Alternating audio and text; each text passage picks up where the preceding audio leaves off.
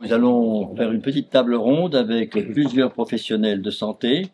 Je vous présente Madame Collin, qui est sage-femme homéopathe et qui dirige maintenant une école d'homéopathie sur Paris-Marseille.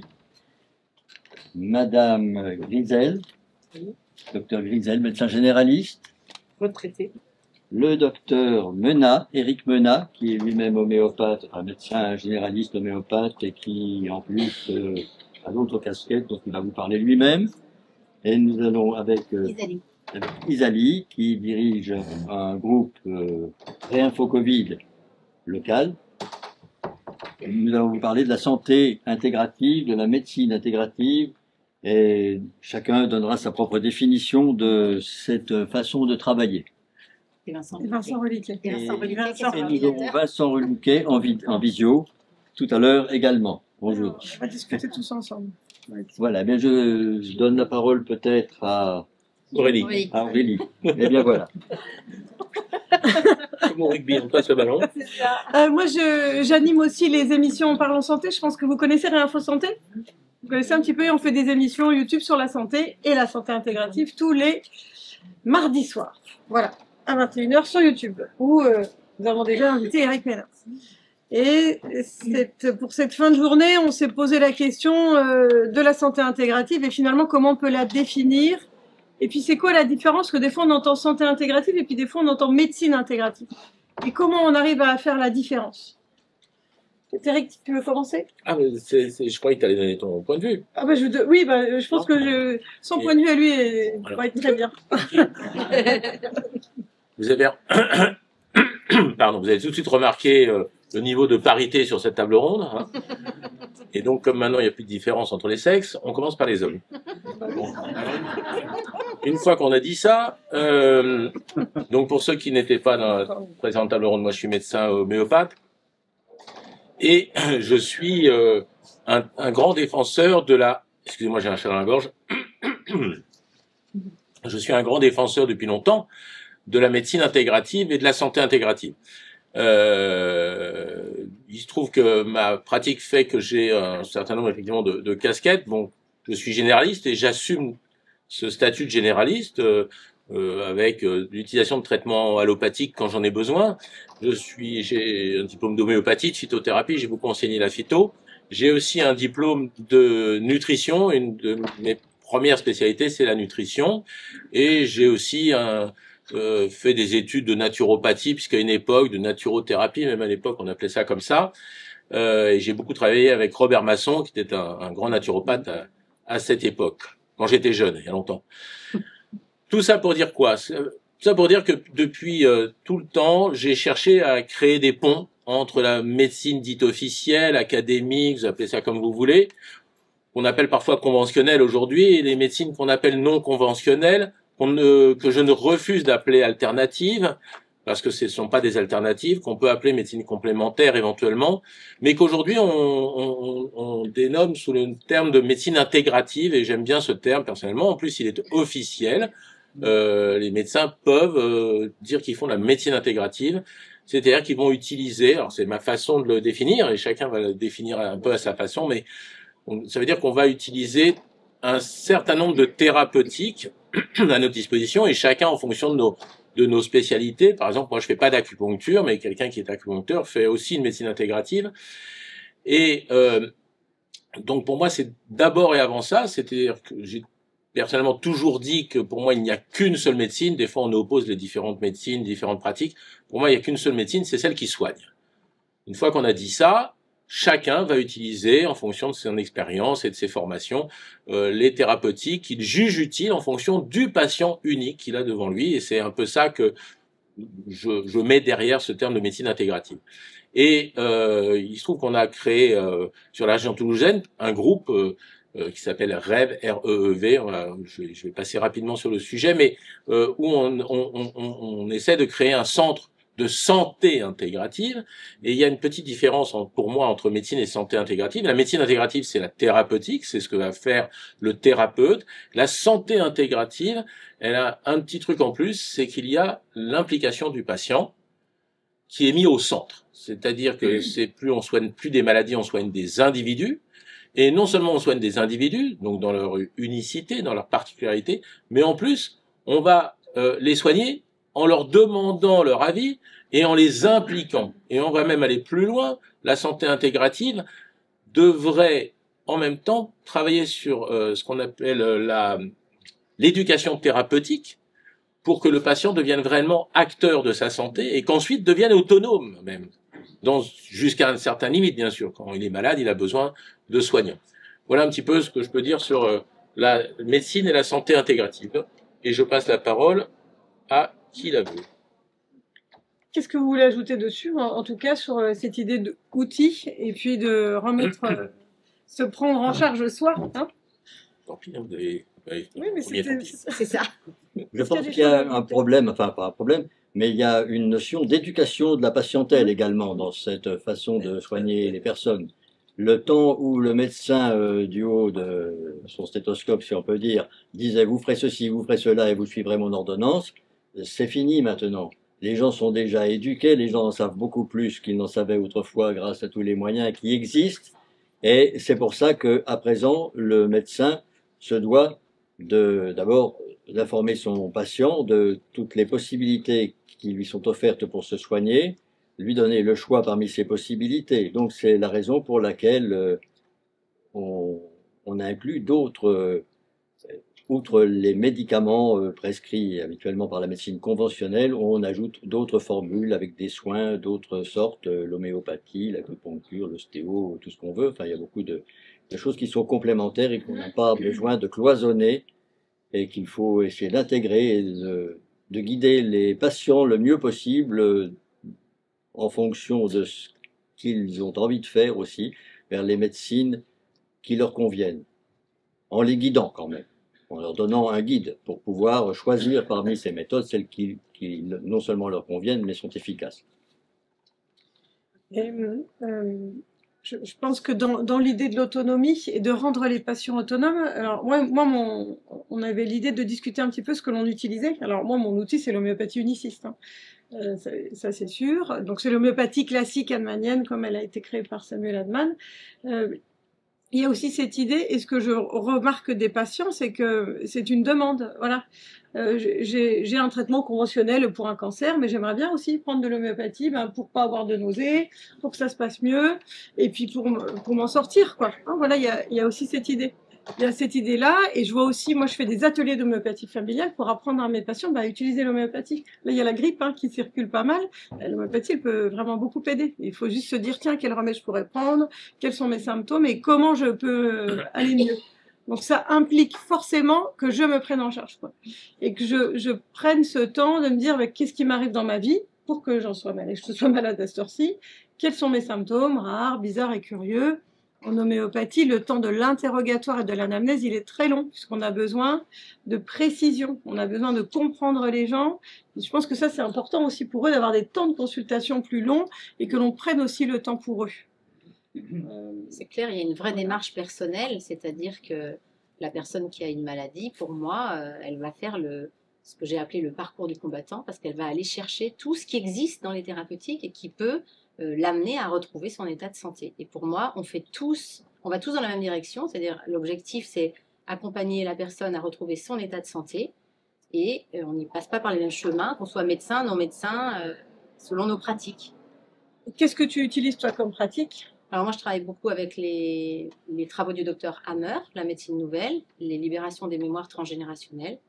Et puis, j'ai quelques années d'expérience dans un cabinet où j'ai réuni sur 4 salles des praticiens différents, avec des outils différents. Et ce qui est intéressant, c'est qu'on peut se rencontrer autour d'une même problématique avec une même personne. On se fait des échanges avec nos outils différents et on est très complémentaires, et je trouve qu'on est plus fort dans le résultat thérapeutique quand on se relie avec nos couleurs différentes vers le retour à la santé du patient. Et le patient, il est vraiment pour moi maître de son... C'est lui qui choisit. Mais pour qu'il puisse choisir, c'est important qu'il soit initié. Et donc, il y a tout ce travail, comme le disait le modérateur, tout ce travail d'éducation à la santé. Hein. C'est plus, pour moi, c'est plus, on arrive, on se pose, et puis c'est le médecin, je remets tout sur la table, le médecin décide tout, et moi, non, je pense qu'il y a vraiment une implication personnelle, et pour moi, ça fait partie ça optimise le résultat vers un retour à la santé. Voilà. Qui veut rebondir?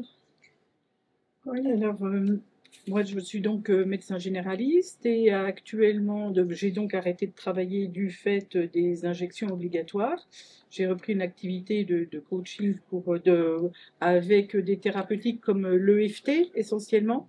Donc en fait, dans ma pratique de généraliste, je me suis très vite rendu compte que l'allopathie ne répondait pas du tout à toutes les problématiques et notamment que toute la part psychologique de la personne était zappée, aussi parce que les médecins n'ont pas le temps et que les causes psychologiques, et en ça je rejoins Hammer, parce que j'ai aussi appris le décodage avec d'autres professionnels pour voir quelle est la problématique de la personne, que quelquefois quand on fait une anamnèse un peu poussée, la personne prend conscience des causes dont elle n'avait pas pris conscience auparavant, et j'utilise des techniques de thérapie brève, EFT, IEP, EMDR, pour arriver à faire partir tout ça, pour arriver à faire partir les traumatismes psychologiques qui, pour moi, sont à la base des pathologies, le plus souvent.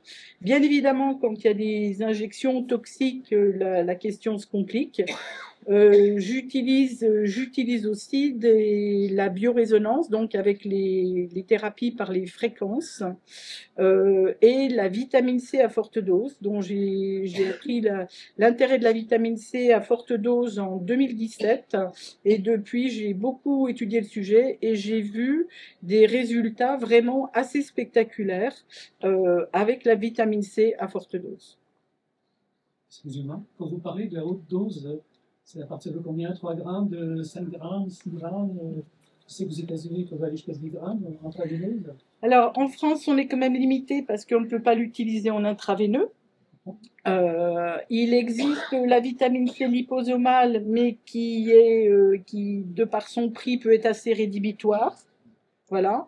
Donc, moi, j'avoue que je préconise plutôt la poudre. Et donc la poudre, quand on l'utilise diluée, elle va avoir une absorption qui est de l'ordre de 20% au niveau de l'intestin.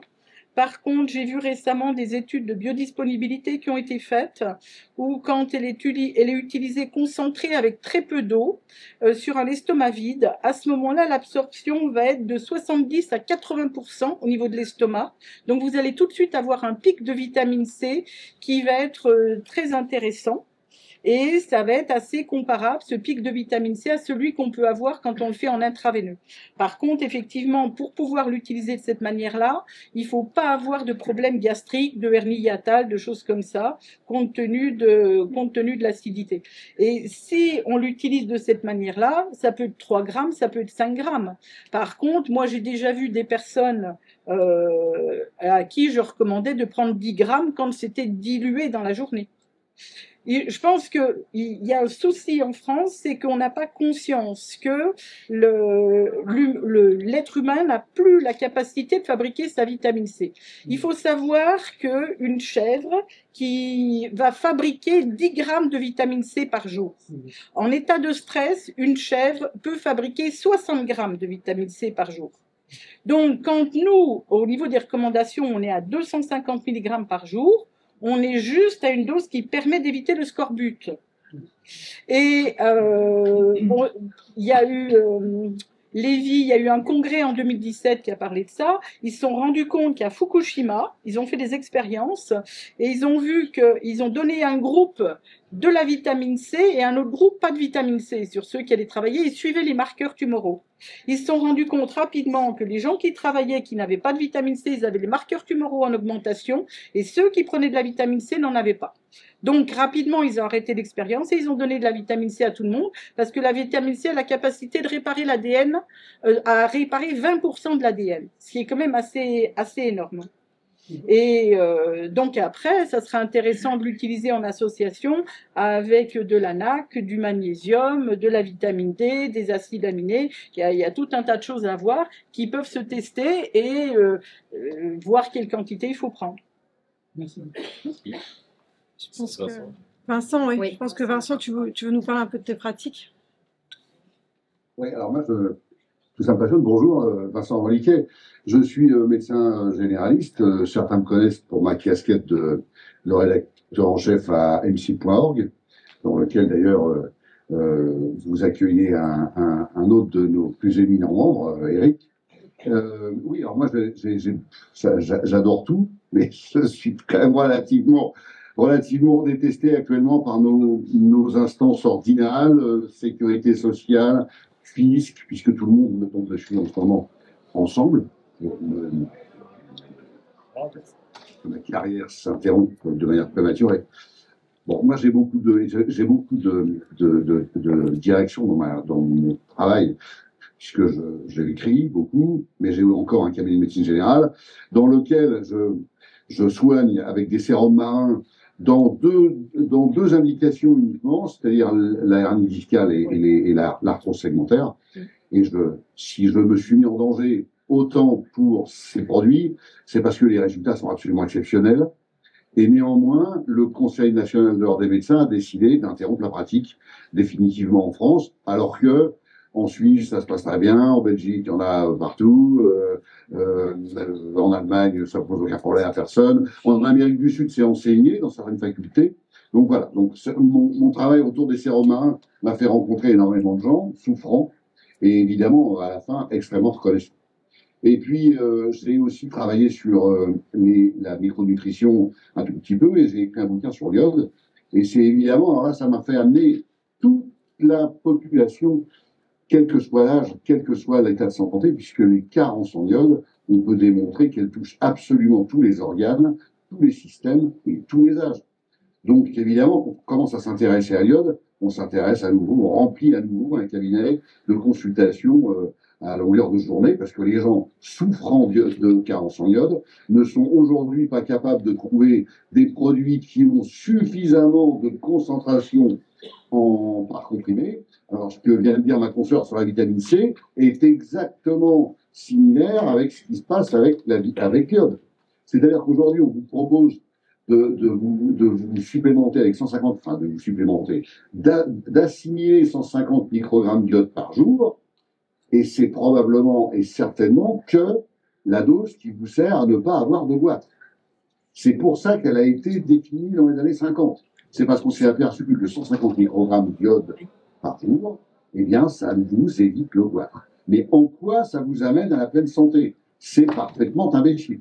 Alors, à une époque, on pouvait utiliser des doses très très faibles d'iode et ne plus avoir de goitre. Ça n'avait pas une énorme importance. Pourquoi? Parce que l'espérance de vie était de 40 ans. Et quand on a commencé à mettre du sel, à ioder le sel de table, eh bien, de toute façon, en 1850, à 40 ans, l'espérance de vie faisait que vous aviez de toute façon plus rien à vivre. Donc, ça n'avait pas d'importance. Aujourd'hui, quand on a une espérance de vie qui frôle les 80 ans, on a d'autres échéances à voir arriver, des pathologies cancéreuses, des pathologies auto-immunes, des pathologies dégénératives, des pathologies évidemment infectieuses, on en aura plus. Et donc là, on a besoin de plus d'iode parce qu'on vit plus longtemps et on a d'autres échéances. Donc voilà, moi j'ai mes deux axes de travail aujourd'hui, à part évidemment l'écriture, c'est l'iode et les sérums marins. Et je voudrais rebondir sur cette histoire de vitamine C. Évidemment, c'est un problème majeur. Alors, on parle de médecine intégrative, mais on s'interdit la vitamine C injectable en France. Enfin, vous vous rendez compte? Alors, vous savez, il y a encore une possibilité de se fabriquer sa liposomale soi-même. J'ai trouvé un bouquin absolument remarquable, écrit par un père et un fils, dentiste. Il s'appelle Driss et Saïdi Laïdi. Et ils ont écrit vitamine C, liposomale et cancer, et ils le fabriquent à partir d'une poudre de vitamine C et un appareil qui vous sert à faire des ultrasons pour nettoyer vos bagues. Vous voyez? Et une fois que vous avez les deux, eh ben, il suffit d'avoir quelques petits ingrédients supplémentaires et vous fabriquez de la liposomale pour quasiment rien, aucun tarif. Et du coup, alors ce que ma conscience vous expliquait, c'est qu'après, on peut utiliser des doses très importantes de vitamine C tous les jours sans en avoir les effets indésirables digestifs. Et à ce moment-là, on peut commencer à avoir des utilisations sur des pathologies très lourdes, etc. Ça ne remplacera jamais l'utilisation injectable de nos voisins étrangers, mais au moins, ça nous permet d'utiliser une dizaine de grammes par jour pour des pathologies infectieuses, etc. Voilà, je vous remercie. Merci Vincent. Je pense que Eric, peut-être tu veux... Je vais essayer de rebondir sur tout ça pour vous faire prendre conscience d'une chose, parce que bon, ça vous sert à quoi tout ça? Nous, on est un peu ennuyés et on a besoin que les patients, le grand public, les usagers de la santé aussi puissent finalement nous soutenir par leurs demandes.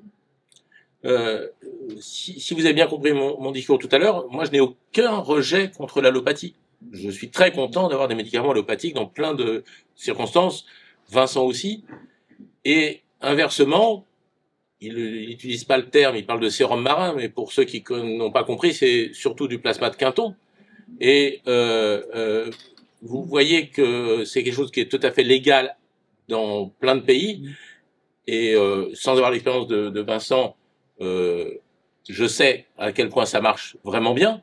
Et nous, en France, c'est interdit. C'est-à-dire que nous, on n'a aucun rejet de l'allopathie. Ça fait partie de la médecine intégrative, puisque nous, aujourd'hui, on parle de médecine intégrative aujourd'hui, ici. Et inversement, je ne sais pas pourquoi, enfin, si un petit peu quand même, il y a un rejet de tout le reste. Et on retombe ici, on est dans un congrès qui est basé au départ sur le Covid, mais finalement, c'est un peu le problème. J'ai vu qu'il y avait le livre de Laurent Mucchielli sur la doxa. C'est vraiment un problème de doxa. Donc, nous ne pourrons pas. Vincent le paye de sa personne en étant poursuivi par différentes instances officielles juste parce qu'il a fait quelque chose de tout à fait légal chez nos voisins. Et il ne s'est pas enrichi, etc. Et on peut dire ça de plein d'autres choses. L'iode, la vitamine C, on a des études qui montrent que l'iode joue un rôle sur l'immunité, etc. Mais si on en prescrit des trop fortes doses, on va se faire taper sur les doigts. D'ailleurs, on ne trouve pas en France de produits, c'est impossible de trouver en France des produits suffisamment dosés en iode. La vitamine C, on vient de vous dire que c'était interdit. Moi, j'ai connu, pour tout vous dire, à une époque où il se trouve que j'ai un diplôme de cancérologie, donc j'ai toujours fait beaucoup de cancéro. À une époque, on est allé jusqu'à 150 grammes par jour en perf. Ne croyez pas que c'est miraculeux. Ce qu'il faut que vous compreniez aussi inversement, c'est qu'on n'est pas en train de vous dire que la médecine intégrative guérit toutes les maladies. C'est une façon, c'est une démarche intellectuelle, comme tu l'as très bien dit, qui implique le patient. Mais on a besoin des citoyens pour qu'ils réclament ce type de médecine et qu'ils défendent ce qu'on essaie, nous, de continuer à prescrire ou à utiliser quand on le peut. Et quelquefois, on est obligé, voilà, d'arrêter la médecine, de faire du conseil, on prescrit plus, ça devient délirant, alors qu'on devrait faire de la médecine avec un diagnostic. Parce qu'il y a des gens qui ont besoin d'être opérés, il y a des gens qui ont besoin d'une chimiothérapie, et personne ici ne rejette ça. Et ce qui est agaçant, effectivement, c'est qu'inversement, en face, on nous considère comme des escrocs, comme des charlatans, alors qu'on ne fait qu'appliquer la science qui existe dans le monde. Parce que la vitamine C, moi je me rappelle, je vais vous faire une très rapide histoire, quand j'étais étudiant en médecine, il y a un grand patron, parce que c'était les grands patrons qui nous font les cours, qui nous disent, la vitamine C, il faut prendre 50 mg pour le scorbut, même pas 200 à l'époque, 50 mg, tout le reste ça sert à rien, c'est pissé. Ah, je dis, bah ouais. Puis à l'époque, il se trouve que moi, je me soignais déjà en homéopathie, donc ça m'a interpellé. Je me dis, quand même, moi, j'ai déjà entendu dire que la vitamine C, ça marche, c'est marrant. Il avait presque réussi à me convaincre. Et puis après, je me suis dit, mais c'est idiot ce qu'il dit. Tous les médicaments que vous prenez allopathiques, vous les pissez aussi. Mais entre-temps, ils tournent dans le corps et ils font leur effet. Donc dire que, parce que le surplus, et c'est pareil pour l'iode, si vous prenez plein d'iode, vous allez retrouver plein d'iode dans les urines. Mais c'est pas pour autant que ça n'aura pas fonctionné entre-temps. Ça aura circulé dans les organes, ça aura envoyé des messages, etc. Donc, c'est vraiment de l'obscurantisme pour moi quand on dit la vitamine C, il faut 50 mg. Maintenant, on a admis jusqu'à 200 mg parce qu'on a dit qu'il y avait un peu d'immunostimulation et on rejette des approches. Alors, il ne faut pas qu'elles soient faites n'importe comment. C'est vrai que certains font n'importe quoi dans notre domaine aussi. Il faut savoir balayer devant notre porte. Mais en tout cas, le message que je voulais faire passer, c'est que si les citoyens ne réclament pas une médecine plus humaine, plus globale, plus intégrative, il va se passer ce qui se passe déjà, c'est-à-dire qu'il y aura de moins en moins de thérapeutes, moins en moins de solutions. Moi, ça fait 35 ans que je suis médecin. J'ai vu disparaître plein de thérapeutiques extraordinaires. Peut-être qu'ici, certains ont connu les sérocytoles, qui a été fabriqué en Suisse, qui était un formidable produit. Ça a disparu. On avait le Carzodélan, qui était un produit allemand injectable, qui était extraordinaire. Ça a disparu. Et je pourrais vous en citer comme ça plein. Parce que, voilà. Et l'homéopathie, même si on va, je pense, elle survivra parce que c'est une thérapeutique très ancienne, elle est très combattue. Et un jour, en France, si ça continue, les médecins auront interdiction de prescrire l'homéopathie. C'est déjà le cas au Canada, c'est déjà le cas en Suède. Donc, et c'est ce qui est dans les tuyaux. Donc, vous voyez que nous, on essaie de défendre une médecine intégrative. Et malheureusement, en face de nous, on a des gens qui veulent absolument appliquer une seule doxa et au contraire détruire toute cette notion de médecine intégrative qui n'est que du bon sens et qui correspond à la science. Pour moi, je ne fais que de la science au quotidien. Isalie, tu voulais rebondir? Et puis Vincent aussi. Oui, juste dans exactement la même direction de ce que le docteur Ménat vient de préciser. À UNS, notre santé 74, on a plusieurs départements où on a ces cellules-là. Ce sont des cellules issues de Réinfo Covid. On a présenté justement le projet de santé intégrative à UNS 74 à des citoyens en leur disant exactement la même chose. On a besoin que vous nous fassiez la demande. Et c'est ce qu'on leur a dit, mettez-vous en collectif, réunissez-vous et faites la demande de ces soins-là que vous souhaitez. Parce que nous, on ne peut pas faire l'offre. On a des médecins qui sont avec nous et on ne peut pas, pour des raisons de protection de ces médecins, on ne peut pas faire ce genre d'offre. Mais par contre, si le citoyen font la demande, eux, ils n'ont pas de millilule. Les citoyens, ils ne sont pas pourchassés. Ils peuvent faire toutes les demandes qu'ils veulent. Donc, à partir du moment où les citoyens se mettent à solliciter ces thérapeutiques-là, ben, je pense que c'est un vrai chemin. Voilà. Vincent? Oui, je voudrais rebondir sur ce que vient de dire Eric, c'est fondamental. Évidemment. Pourquoi on est chassé comme ça? C'est parce qu'on est efficace. C'est pas compliqué. Je reviens sur la hernie discale. Est-ce que vous croyez vraiment qu'une déshydratation discale peut être soignée par la cortisone? Ça n'a absolument aucun sens. Ça peut être soigné par de l'eau, oui, probablement. Et une eau un peu particulière, certainement. Mais vous voyez, à partir du moment où on part avec un mauvais outil qui donne un mauvais résultat pour une maladie qui frappe énormément de gens tous les jours, eh bien, on n'a pas du tout envie de voir arriver des hurluberlus qui arrivent avec de l'eau et qui disent c'est mieux, ou ça guérit.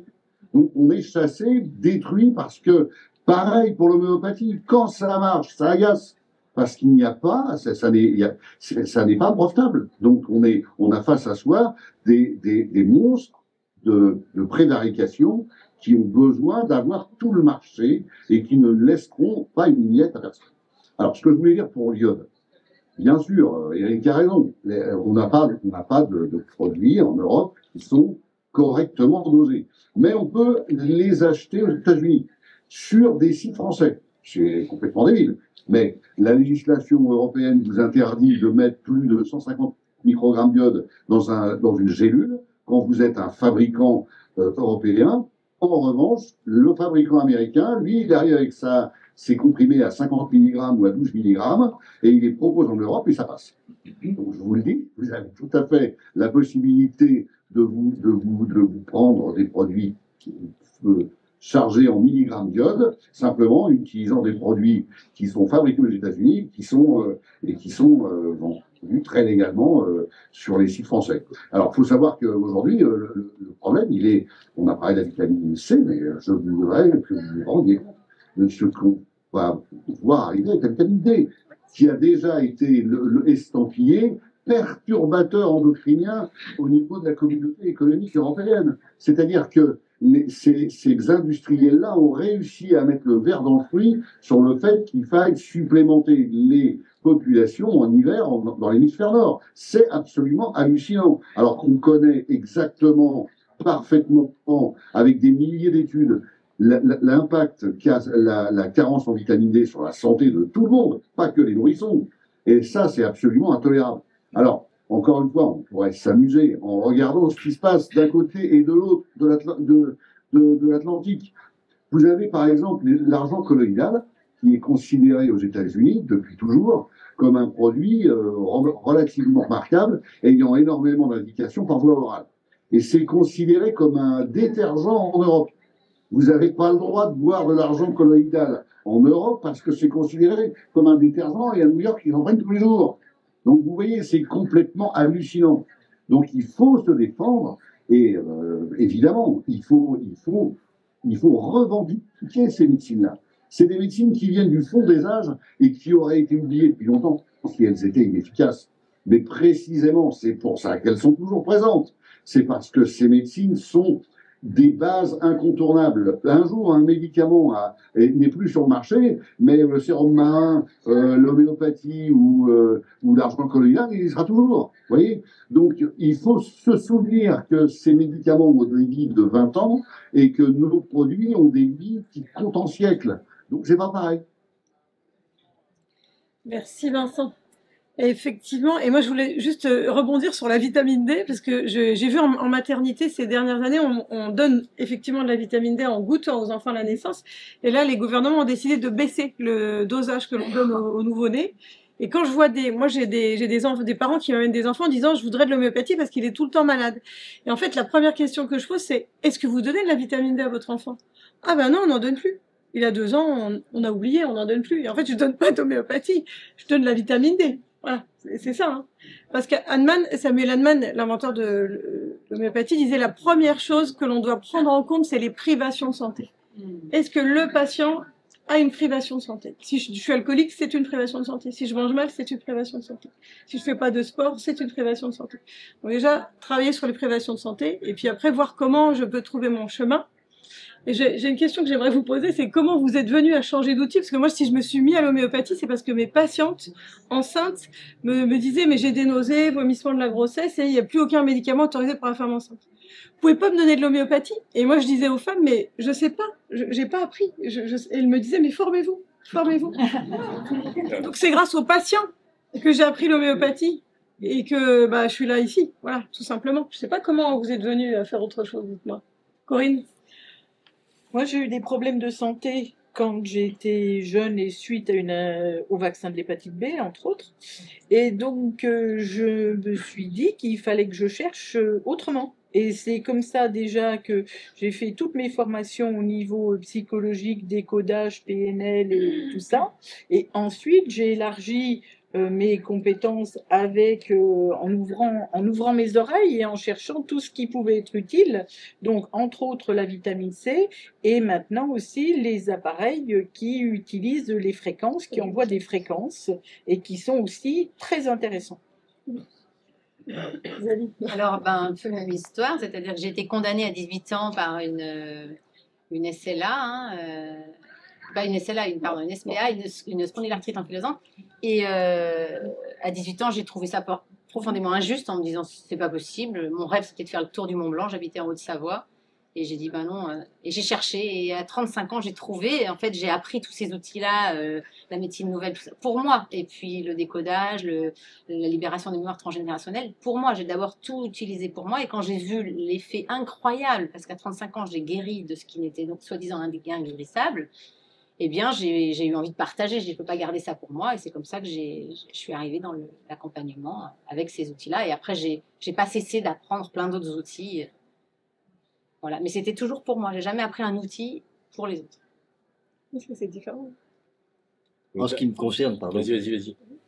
J'ai commencé ma carrière en tant que médecin généraliste en zone semi-rurale, à travailler comme le faisaient tous les généralistes à l'époque, c'est-à-dire à soigner le plus efficacement possible et le mieux possible, le plus rapidement possible pour être quand même bien vu, c'est-à-dire antibiotiques et corticothérapie, dès qu'il fallait, c'était la bonne pratique de l'époque.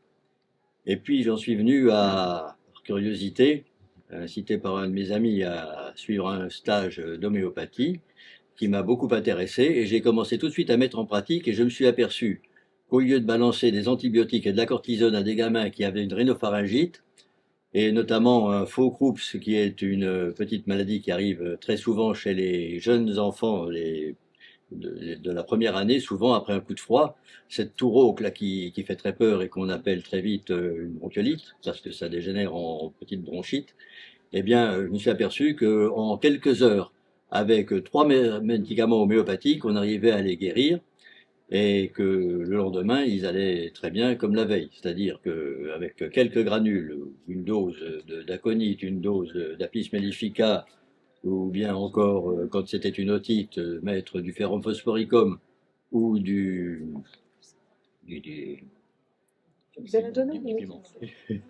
Capsicum. Du capsicum, merci. Voilà, ça, tout passait très bien. Donc après ça, j'ai continué dans cette voie, j'ai fait de l'homéopathie et j'ai fini ma carrière comme ça. Et effectivement, sans pour autant rejeter systématiquement tout ce qui était allopathique. J'ai quand même fait de la médecine générale jusqu'au bout, quand il fallait opérer, quand il fallait faire une chimiothérapie, je laissais faire aussi. Mais j'accompagnais avec d'autres thérapies pour justement permettre au sujet, au patient, de mieux supporter sa médecine lourde et parfois agressive grâce à des remèdes homéopathiques, par exemple.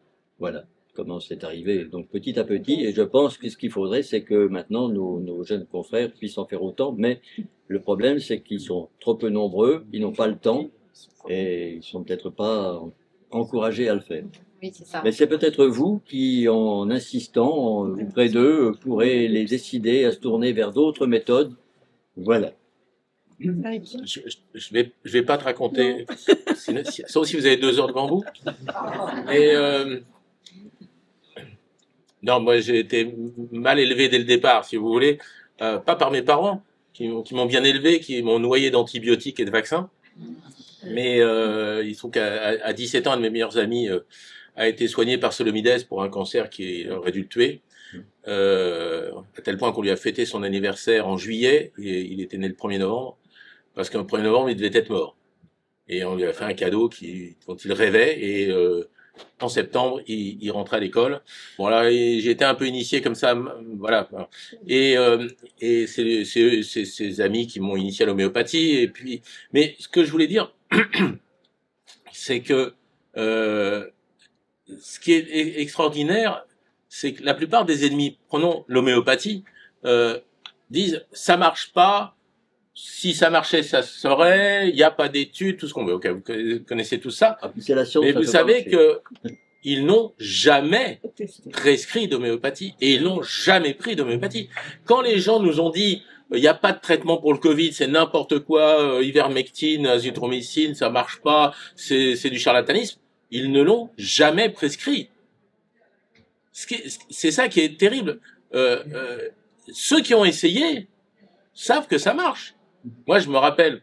Alors, il se trouve que, pour la petite histoire, donc après, j'ai fait médecine. Et finalement, je voulais être pédiatre. Puis un jour, j'ai dit que je voulais pas être hospitalier parce que je supportais pas l'hôpital.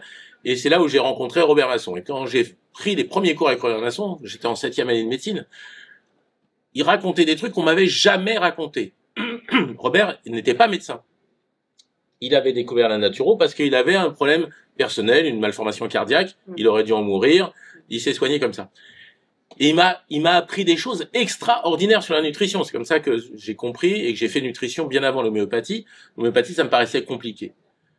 Mais, je sais pas si ça vous est arrivé. Nux vomica après un gueuleton, c'est extraordinaire. C'est clair. Moi, je me rappelle de m'être levé la nuit. Première fois que j'ai pris ça, je me réveille à 3 heures du matin avec des nausées, j'avais du picolé, et je prends 3 granules de Nux vomica, je me mets la tête sur l'oreiller, et dans les 5 minutes, les nausées ont disparu. Et franchement, et c'est pour ça que je dis, c'est débile de la plupart. On est dans la croyance, et la médecine ne doit pas être une croyance. Ça doit être de la science. On ne doit pas être ni dans la croyance ni dans le dogme. Et il suffit d'expérimenter. Les gens qui ont rejeté le traitement de Raoult, il suffisait qu'ils le prescrivent 10 fois pour se faire une idée et qu'ils puissent dire, bah effectivement, ça marche pas, ou malheureusement, j'ai envie de dire, entre guillemets, ça marchait très bien. Mais c'est dommage que, et voilà, et le grand problème, c'est qu'on est critiqué par des gens qui n'essaient même pas, et quand tu demandes d'où ça vient, bah c'est parce qu'à un moment donné, on a une raison, diverses et variées, chacun les nôtres, d'expérimenter, et dit, mais mince, ça marche. Et faut pas croire que ça marche chez tout le monde, hein. Et un jour, j'ai essayé l'Icopodium, j'ai été malade comme un chien. Parce que ça dépend. Moi, il se trouve que mon terrain, c'est Nux. Donc, Nux Vomica, ça marche pratiquement pour tout chez moi. Mais je le savais pas à l'époque. Et un jour, j'ai pris l'Icopodium, en me disant l'Icopodium, remède hépatique, je suis un peu fragile.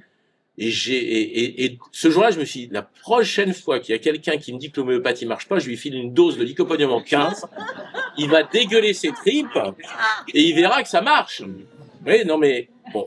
Et ben, c'est ça, quoi. Il faut expérimenter. Et c'est vrai que, on peut que vous inciter. Alors après, il faut être quand même, avoir un diagnostic, ne pas faire n'importe quoi, etc. Mais si vous vous investissez dans votre santé, vous allez trouver vos remèdes. Vous allez, moi, j'ai plein de patients qui me disent, ah oui, moi j'ai lu les livres, et je sais, et maintenant ils savent se soigner en homéopathie. Et l'homéopathie probablement survivra à toutes les doxas qu'on nous impose, parce que les patients vont les demander, parce que une fois qu'ils auront expérimenté, eh ben ils vont continuer. Voilà, et c'est vrai de l'homéopathie, c'est vrai des compléments alimentaires, c'est vrai de plein de choses. En ce moment, je voulais pas spécialement en parler, plein de gens expérimentent le CDS, le dioxyde de chlore. Bon, on en pense qu'on veut. Nous, on n'a pas le droit de le prescrire, parce que sinon on nous dit qu'on prescrit de l'eau de Javel. Donc ça, on va en prison tout de suite presque.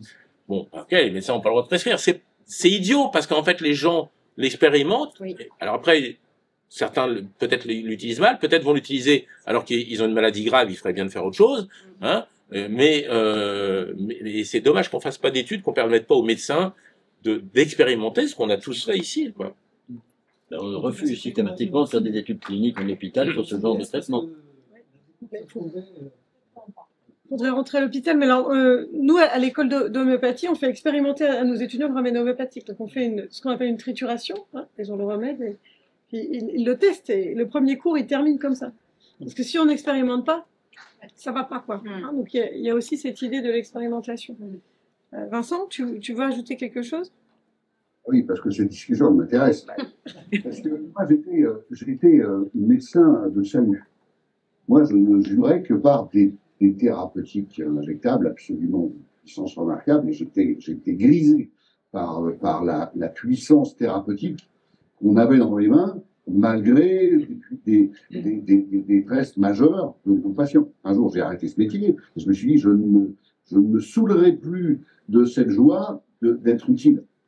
Eh ben si, parce qu'un jour, je suis tombé malade, comme à peu près tout le monde, mais encore une fois, je le regrette.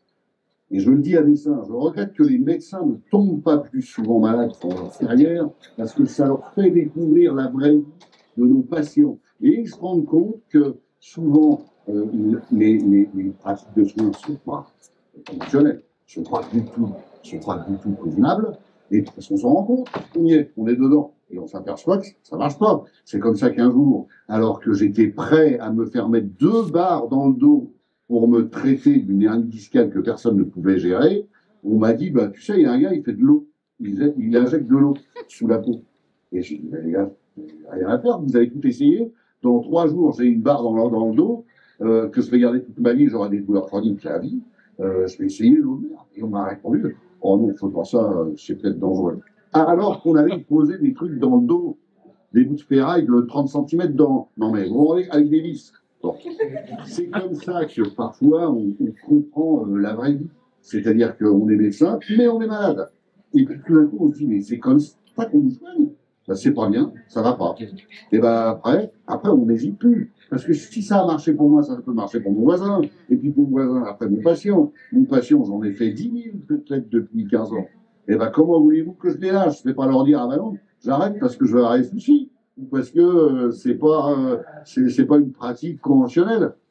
Enfin, c'est stupidissime. Il faut se battre pour avoir le droit d'utiliser des produits qui sont sans danger. Encore une fois, j'insiste, parce que ce soit de la vitamine C, de la vitamine D, du sérum marin, où est le danger? Ou l'homéopathie, où est le danger?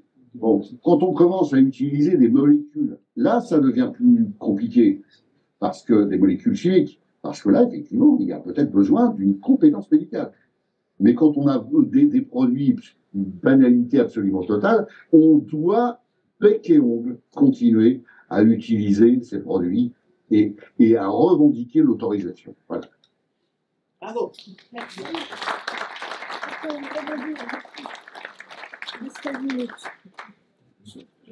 Précise. Il y a des questions peut-être? Est-ce que vous avez des questions? Parce qu'il nous reste 15 minutes. Allez-y. Je voulais poser la question pour la vitamine C. J'ai un fils qui a eu un cancer du rein. Le seul un rein a été atteint. Je parle plus fort. Oui, ce que Vincent doit entendre. Hein. Oui. Oui, j'ai un fils qui s'était opéré d'un cancer sur un rein. Et ils ont enlevé un rein parce qu'il y avait que. C'était localisé sur un rein. Donc il lui reste un rein. Et donc, il vient de faire. C'était avant le coronavirus. C'était avant le coronavirus, donc c'est pas à la suite de l'infection. Mais comme il est, comment dire, malheureusement, je suis la seule complétiste de la maison. Et je leur ai parlé des injections. Non. Donc, il s'est fait injecter 2 fois, 3 fois, je ne sais pas. Donc, Dieu merci, pour l'instant, ça va. Sauf que l'autre jour, il a fait la grippe très fort. Les 2 fils, il y en a un qui a vu Vincennes et l'autre ne se sont pas tout terminés. Il y en a un qui est injecté à l'autre. Et donc, suite à son cancer, je lui dis, comme il était malade, je lui ai dit, prendre la vitamine C, du zinc, de la vitamine D. Ah non, on m'a interdit le zinc et on m'a interdit la vitamine C. Pourquoi on interdit la vitamine C à quelqu'un qui a un rein unique? C'est ça la question. Alors, qu'est-ce que j'ai comme argument? Alors, effectivement, moi, ce que j'ai pu voir, c'est j'ai notamment un ami qui a été traité pour une leucémie. Il a reçu un papier de l'hôpital interdisant tout ce qui est phytothérapie, toute la vitamine C, le zinc, l'échinacée. Enfin, il y a tout le panel complet. Je devais amener le papier puis j'ai oublié. Le panel complet des médecines complémentaires qui lui est interdit sous prétexte que peut-être que ça peut interférer avec le traitement. Alors effectivement, on sait que certains médicaments, par exemple, on va prendre du millepertuis, on sait que il est inducteur enzymatique, il va avoir des conséquences sur certains produits. D'accord. Il y a des produits comme ça. Mais si il a été opéré il y a de ça plusieurs années, qu'il a un rein qui fonctionne actuellement, il n'y a aucune raison de l'empêcher de prendre de la vitamine C. Au contraire. Je lui dis de vous appeler. Au contraire. La vitamine C peut l'aider. Alors, dans les polémiques sur la vitamine C, il y en a qui disent que ça favorise les lithiases urinaires. Hein, il y a beaucoup de polémiques à ce niveau-là. Moi, j'ai pu vraiment bien potasser le bouquin de Lévy, Vitamine C, la panacée universelle. Lui, il explique qu'il n'y a pas de souci avec ça. Mais je l'ai, le livre. Alors, je vais moduler les choses. Juste, d'abord, vous soulevez un problème dont on a déjà débattu, qui est que normalement, votre fils devrait avoir un médecin qui va le prendre en charge de façon globale et qui va donc pouvoir lui donner des produits adaptés à sa situation. La vitamine C, c'est l'acide ascorbique. L'acide ascorbique, comme son nom l'indique, c'est un acide. Et il n'y a pas de secret, ça acidifie. Donc, si vous prenez beaucoup de vitamine C, vous acidifiez votre corps. Si vous acidifiez votre corps, vous favorisez le dépôt de lithiase. Je suis désolé, ça c'est une réalité. Ça ne veut pas dire qu'il en fera, vous favorisez. Et par ailleurs, comme il n'a qu'un seul rein, il gère moins bien les acides. Je ne vais pas vous faire un cours sur l'acidose, mais c'est le rein qui permet d'éliminer les ions acides une fois qu'ils sont tamponnés dans le corps. Mais en réalité, il y a une réponse à vous donner. Il suffit de prendre du bicarbonate. Parce que c'est pas la vitamine C qui est embêtante. La vitamine C, au contraire, ne peut que l'aider. Mais par contre, elle va acidifier son organisme. Donc, il faut alcaliniser en même temps, lui donner du bicarbonate. Le zinc, c'est pareil. Si vous prenez trop de zinc, il doit être éliminé par le rein. Le médecin dit, il n'y a plus qu'un seul rein, on va pas l'abîmer, il faut être attentif à son avenir, à ce rein-là.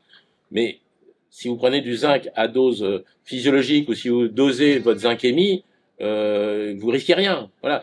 C'est juste que très souvent, il y a une réponse qui est partielle. Mais quand on connaît la médecine, on a les réponses, on sait comment ça marche. Voilà, c'est tout. Donc, évidemment, je déconseillerais de faire des perfusions de vitamine C à haute dose à quelqu'un qui n'a qu'un seul rein, bien que, en réalité, effectivement, à la fin, on n'a jamais eu de vrais problèmes. Mais sur le papier, voilà. Et maintenant, les oncologues, ils ont peur de tout. Et on revient exactement sur ce que je disais tout à l'heure. Les gens ne connaissent pas, ils n'ont jamais utilisé. Et maintenant, à l'hôpital, ils ont peur de tout ce qu'ils ne maîtrisent pas et ils l'interdisent. Alors qu'ils ont des thérapeutiques 1000 fois plus dangereuses, évidemment. Je rappelle quand même que entre 5 et 10% des cancers sont liés au traitement du cancer lui-même. Hein? Mais on le sait. Mais c'est pas une critique. Puisque le patient il a une maladie grave, on va lui donner un traitement, et si on le guérit de cette maladie grave, on a pris des risques, mais ces risques sont mesurés. Ce qui n'est pas le cas de quand on utilise un vaccin chez quelqu'un qui n'est pas malade, hein, je vous rappelle. Là, pour le coup, là, on peut vraiment discuter du bénéfice-risque. Mais pour autant, ils ont des traitements hyper dangereux. Beaucoup plus dangereux que de la vitamine C ou du desmodium. Mais ils veulent pas en entendre parler. Moi, je travaille avec des oncologues très ouverts. Ils utilisent ça tous les jours avec les chimiothérapies. Ils savent qu'il n'y a pas de problème. Ils le savent parce qu'ils l'expérimentent. Et l'interdiction des médecins, malheureusement, vient de leur méconnaissance et de leur peur. Voilà. Donc, il y a des réponses à donner à ça. Mais c'est pas une réponse juste oui ou non. Il faut s'adapter à chaque cas. C'est ça la médecine intégrative aussi. Hein. Et après, c'est aussi aux malades, encore une fois, de s'informer et voilà. Mais c'est sûr qu'à un moment donné, c'est pas à vous de prescrire de la vitamine C à votre fils. C'est normal. Et j'ajouterais que vous pouvez pas le forcer, c'est très dur, hein, je pense pour vous tous qui êtes ici dans la pièce, d'avoir compris des choses sur la santé et d'avoir en face de vous des gens qui vous écoutent pas ou qui veulent pas aller dans votre sens ou qui veulent pas lire et pas entendre. Mais il y a toujours l'idée de planter des graines et puis peut-être qu'un jour cette graine elle va pousser. On peut pas forcer quelqu'un, hein, on peut juste l'accompagner.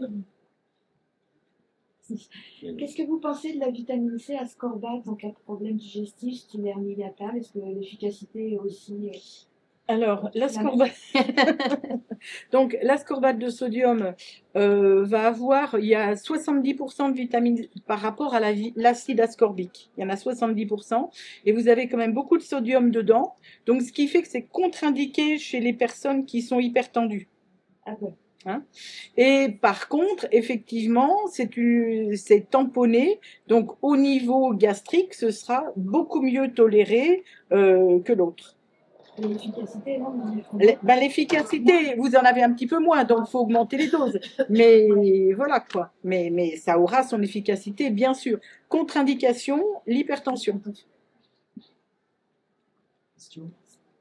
Est-ce qu'il y a une différence entre l'hydroxychloroquine, la quinine et le quinquina? La quinine est tirée du quinquina et l'hydroxychloroquine est dérivée de la quinine. Voilà. Donc après, alors c'est pas la même chose parce que pour avoir la dose d'hydroxychloroquine entre guillemets active avec du quinquina, ça va être un peu compliqué. Mais bon, après. C'est quoi le quinquina? C'est la Suze, non? Il y a pas la Chine. Donc, oui, mais non, mais chacun fait comme il veut. Il y a ceux qui veulent absolument des choses 100% naturelles, qui vont utiliser l'armoise, d'autres vont utiliser. Il y a encore une fois, il faut s'adapter aux patients. Moi, les patients qui veulent prendre que des tisanes, je prescris plus souvent des gélules en phyto et voilà. Tout fonctionne. Après, ça dépend de quelle pathologie on parle, de quel patient, qu'est-ce qu'on veut obtenir.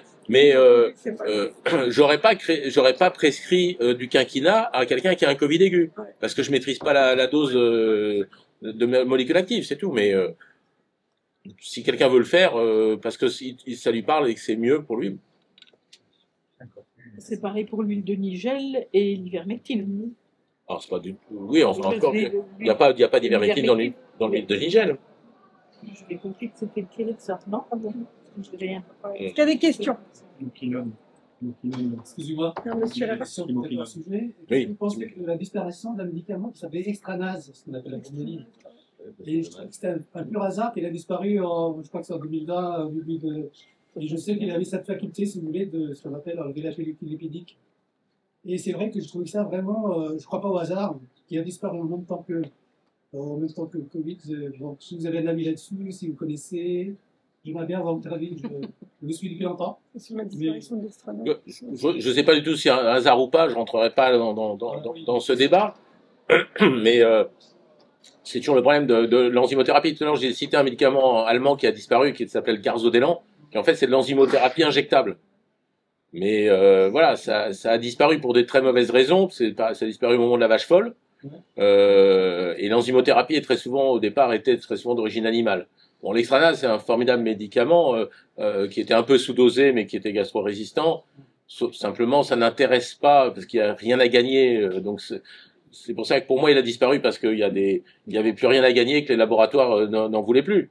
Tout à l'heure, j'ai cité les sérocitoles, qui est un médicament suisse. Il faut savoir que c'était inventé par des Français, et que moi, quand j'ai commencé médecine, on avait des sérocitoles, ils s'appelaient les spécitons, ceux qui ont connu. C'était dans le Vidal, et c'était même remboursé. Donc, si vous voulez, on est parti de, c'est toujours la même chose. C'est dès qu'un médicament n'est plus brevetable, ne rapporte pas assez, on commence par le dérembourser, et puis après, il parle dans l'inconnu. Donc, je crois que l'extranase, il a disparu parce que les médecins, on leur a dit que ça servait à rien. Mais c'est l'ananas, alors c'est pas brevetable. Oui, c'est un extrait d'ananas, oui. Donc voilà, mais l'enzymothérapie est toujours très utilisée en médecine intégrative. Simplement, on va utiliser de la sérapeptase, on va utiliser de la bromélaïne, on va utiliser maintenant la natokinase, vous avez forcément entendu parler. Voilà, on est toujours dans le même domaine. Bon, l'extranase, l'avantage, c'est que ça coûtait pas cher, c'était bien. Bon. Ce que je veux dire, en première ligne, pour avoir l'équivalent extranase, parce que j'ai demandé au pharmacien, il était capable de... Alors là, comme ça, je vous le dirai pas par cœur, mais il suffit de chercher, c'est facile. Hein.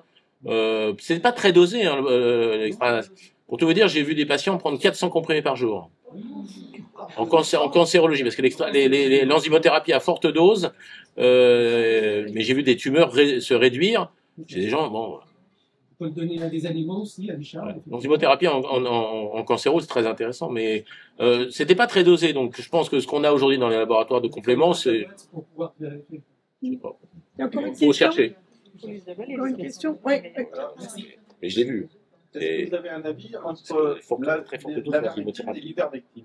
Puisque l'inventeur de l'ivermectine a dit si vous êtes dérangé pour obtenir de l'ivermectine, allez voir l'avermectine que j'ai aussi inventé et qui peut passer les barrières douanières.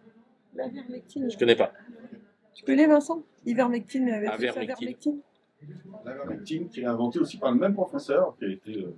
J'ai jamais entendu parler. Ah, voilà, on apprend des choses. Encore un dossier à ouvrir. Ouais. Et à les creuser.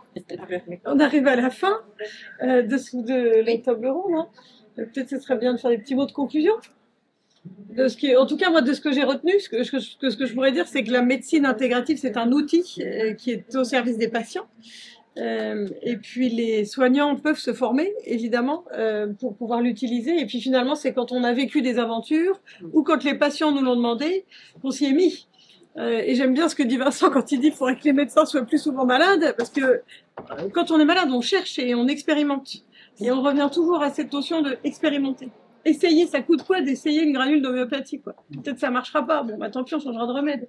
Voilà, il va pas se passer grand-chose, quoi. Chercher et expérimenter. La recherche, à mon avis, est fondamentale. La recherche personnelle par rapport à ce qu'on traverse. Et ça nous met sur des chemins et ça nous ouvre des portes. Et après, on peut partager entre nous tous. Et je pense que c'est aussi ça, la santé intégrative, c'est qu'on se met tous autour de ces problématiques et on partage le fruit de nos expériences dans nos recherches et nos expérimentations.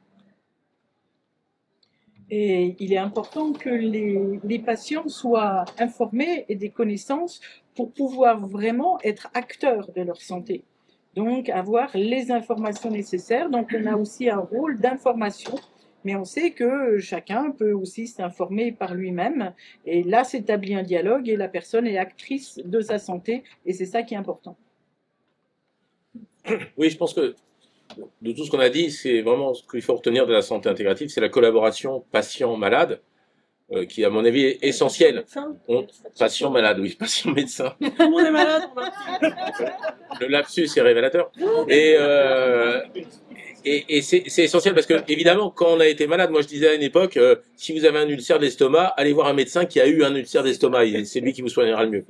Mais bon, c'est vrai, quand le médecin était malade, il va s'ouvrir. Mais le médecin apprend énormément du patient. Je voulais citer tout à l'heure un exemple en homéopathie qui me fait penser. J'ai un neurologue que je vois pour moi, peu importe, mais qui est complètement allopathe, qui n'a jamais fait d'homéopathie. Et un jour, je vois une de ses ordonnances Cantaris, et qui est un remède de brûlure urinaire. Je dis, ah bon, vous prescrivez ça, vous? Ah bah oui, parce que j'ai plusieurs patientes chez qui ça a très bien marché, donc du coup, alors ils prennent Cantaris dès qu'il y a des brûlures à tout le monde. Il y a pas de réflexion homéopathique, mais c'est pour dire c'est mieux que celui qui dit ça sert à rien, vous faites n'importe quoi. Il a écouté ses patientes, les patientes trouvent que ça marche sur les brûlures urinaires, il le donne dans les brûlures urinaires. Voilà. Je préférerais qu'il fasse de l'homéo, mais c'est pour dire que les patients nous apprennent énormément. Enfin, je pense qu'on est tous ceux qui sont thérapeutes ici savent que on apprend énormément de nos patients si on prend le temps de les écouter, évidemment, et si on accepte effectivement cette démarche de santé intégrative où le patient est mis au centre et où on a une vraie collaboration. Voilà. Je ne dirais qu'un mot à ce sujet-là, c'est que lorsque l'on pratique l'homéopathie, il s'installe entre le patient et le médecin un dialogue, une coopération. Petit à petit, le patient apprend lui-même à se servir de l'homéopathie, d'autant plus qu'on peut le guider, à trouver le bon bouquin, le bon machin qui peut lui servir, à lui indiquer quels sont ses remèdes de diathèse, de tempérament et de constitution. Donc, une fois qu'on lui a expliqué ça une bonne fois, et qu'il le sait, il connaît son remède ou ses remèdes, et la plupart du temps, après, il peut se soigner tout seul. Et ça vous donne en plus l'avantage, même quand vous êtes à la retraite, d'avoir des coups de téléphone 3 fois par semaine pour avoir un petit conseil. Voilà. Voilà. Donc, apprenez, demandez à vos médecins de s'ouvrir, vous consacrez quand même le temps qu'il faut sans faire de bavardage, mais au moins à demander des choses efficaces qui peuvent vous servir et vous lui rendrez service en même temps. Vincent, tu veux conclure? Moi, je voudrais dire quelque chose. Attendez, on va faire conclure Vincent. Oui, je crois que ma conclusion, c'est que le plus grand malade, c'est aujourd'hui en France la médecine. C'est la médecine qui est là. C'est ces médecins qui ne se parlent plus. C'est ces médecins qui sont séparés en chapelle et certains ostracisent les voisins. Et là, ça c'est absolument hallucinant parce que ça, on ne peut plus avancer à partir du moment où on déclare que son confrère n'a plus droit à la parole, ce qui nous frappe tous autour de sur ce plateau. On a tous eu des attaques de ce genre-là. Toi, si l'homéopathie, ça compte pas, tu sais bien que tu professes des choses qui n'ont pas de réalité scientifique, alors que c'est faux, etc., etc. C'est pas possible, on ne peut pas continuer comme ça. Et vous traversez les Alpes, vous allez en Suisse, il y a des cliniques intégratives où tout le monde se retrouve. Il y en a un qui a des soins par massage, il y en a un autre qui a des soins par modification de la température corporelle. Le voisin, il se fait ses pertes de vitamine C tranquille, et puis ensuite il va se faire une thermothérapie, et puis il y a ceux qui font du quinton, et puis tout le monde vit en parfaite, pas exagérer, parce que ça commence à aussi pas très bien se passer en Suisse, mais au moins il y a cette culture de la tolérance dans le choix du traitement. C'est pareil en Allemagne. En Allemagne, on fait ce qu'on veut de son corps. On a le droit d'aller choisir la médecine qui nous convient mieux. Voilà. Et chez nous, on a juste le droit de mourir poliment. C'est-à-dire que même si on est à l'extrémité du moment de la fin de sa vie, de toute façon, il y a des traitements qui sont déjà écrits que vous n'aurez pas le droit de modifier et qui sont déjà faits pour vous. Et ça, c'est intolérable.